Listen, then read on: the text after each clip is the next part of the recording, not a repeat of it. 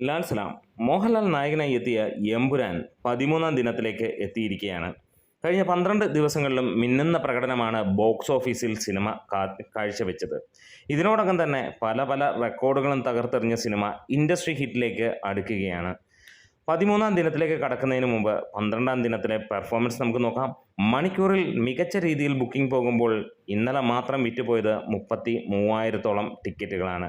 ഇതിനോടകം തന്നെ കേരളത്തിൽ നിന്ന് മാത്രമേ ട്രാക്കേഴ്സ് പറയുന്നു 45 ലക്ഷത്തോളം ടിക്കറ്റുകളാണ് ബുക്ക് ചെയ്യപ്പെട്ടത്. ട്രാക്കേഴ്സ് പറയുന്നു 76 കോടിയാണ് നേടിയത് എന്നുള്ളത്. ചാനൽ ഒന്ന് സബ്സ്ക്രൈബ് ചെയ്ത് തരണമെന്ന് വിനീതമായി അഭ്യർത്ഥിക്കുന്നു. ഒപ്പം നിങ്ങളുടെ കട്ട സപ്പോർട്ട് ഉണ്ടെങ്കിൽ ഇന്ന് തന്നെ നമ്മൾ 10,000 സബ്സ്ക്രൈബേഴ്സിലേക്ക് എത്തുന്നതായിരിക്കും. 28,000-ഓളം ഷോകളാണ് സിനിമയ്ക്ക് ഇതുവരെ വന്നിരിക്കുന്നത്. ഇതിനകത്തിൽ നിന്ന് തന്നെ സിനിമയ്ക്ക് 3,467-ഓളം ഹൗസ്ഫുൾ ഷോകൾ വന്നു. ഇത് പുതിയ ഒരു റെക്കോർഡ് തന്നെയാണ്. 12-ാം ദിനത്തിലെ കളക്ഷൻ എങ്ങനെയെന്ന് നോക്കുകയാണെങ്കിൽ 1,312-ഓളം ഷോകൾ ട്രാക്ക് ചെയ്യപ്പെട്ടപ്പോൾ 69,000-ഓളം ജനങ്ങൾ കാണുകയും 1,08,00,000 രൂപ വരികയും ചെയ്തു. അതായത് ഫൈനൽ ഗ്രോസ് 1,25,00,000-ഓളം. അതായത് കഴിഞ്ഞ 12 ദിവസങ്ങളിലും സിനിമയ്ക്ക് 1 കോടിക്ക് മുകളിലെന്നുള്ളത്. ഇതിനോടകം തന്നെ പുതിയ മൈൽ സ്റ്റോണാണ് സിനിമ നേടിയിരിക്കുന്നത്. ഇൻഡസ്ട്രി ഹിറ്റിലേക്ക് സിനിമ അടുത്തുകൊണ്ടിരിക്കുന്നു.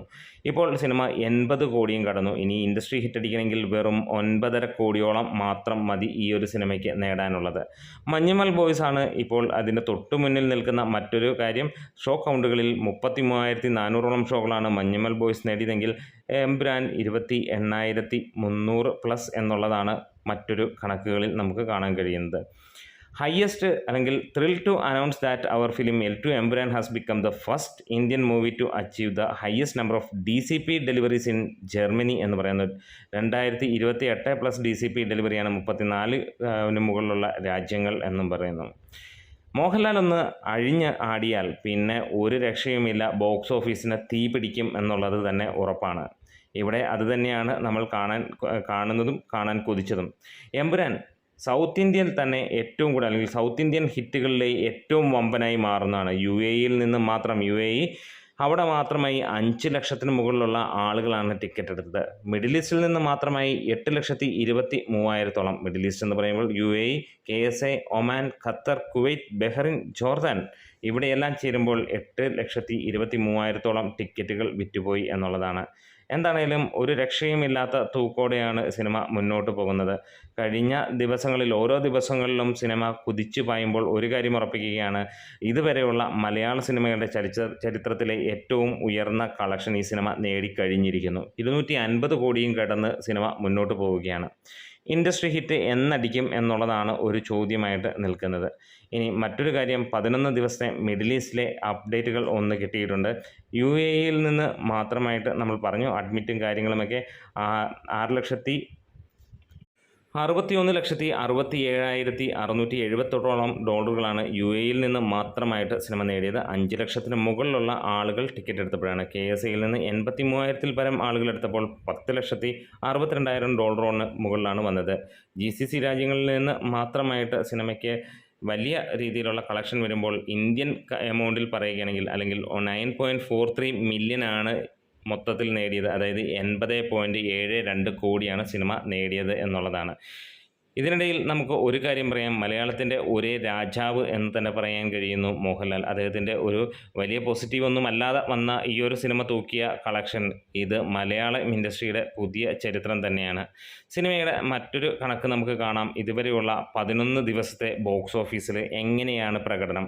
അതായത് 12 ദിവസങ്ങൾ കഴിഞ്ഞ് 13-ാം ദിവസത്തിലേക്ക് എത്തി. 12 ദിവസത്തെയാണ് നമുക്ക് ഡീറ്റെയിൽ വന്നിരിക്കുന്നത്. കേരളത്തിൽ നിന്ന് മാത്രം 11 ദിവസം കൊണ്ട് 79 കോടി 20 ലക്ഷം രൂപയും, കർണാടകത്തിൽ നിന്ന് 12 കോടി 30 ലക്ഷം രൂപയും, നോർത്ത് ഇന്ത്യയിൽ നിന്ന് 8.5 കോടിയും, തമിഴ്നാട്ടിൽ നിന്ന് 8 കോടി 60 ലക്ഷം രൂപയും, ആന്ധ്രാപ്രദേശ് തെലങ്കാനയിൽ നിന്ന് 3 കോടി 70 ലക്ഷം രൂപയുമാണ് വന്നത്.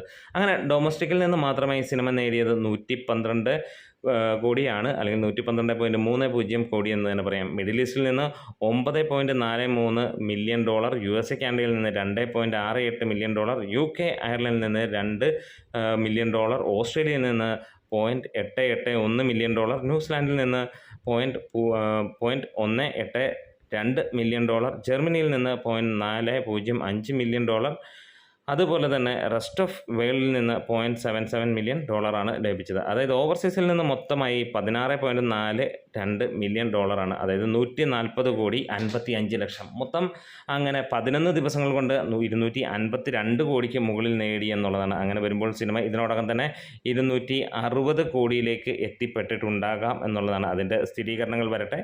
ഇനിയും ഓരോ അപ്ഡേറ്റുകളും കാണുമ്പോൾ നമ്മളെ കണ്ണ് തള്ളിക്കുന്ന കാര്യം തന്നെയാണ്. അതായത് തുടർച്ചയായിട്ട് അല്ലെങ്കിൽ ഒരു ഇന്ത്യൻ സിനിമയിൽ തന്നെ ഏറ്റവും വമ്പൻ സിനിമ എന്നുള്ള പേരിലാണ് ഈ മോഹൻലാൽ നായകനായ ഈ ഒരു സിനിമ ഇന്ന് നിൽക്കുന്നത്. എന്താണേലും 13-ാം ദിവസവും സിനിമ മിന്നുന്ന പ്രകടനമായിരിക്കും കാഴ്ചവെക്കാൻ പോകുന്നത്. ഇന്നും 1 കോടിക്ക് മുകളിലുണ്ടാകുമെന്ന് പ്രതീക്ഷിക്കുന്നു. നമ്മുടെ വീഡിയോസ് ഇഷ്ടമായെങ്കിൽ സപ്പോർട്ട് ചെയ്തണം.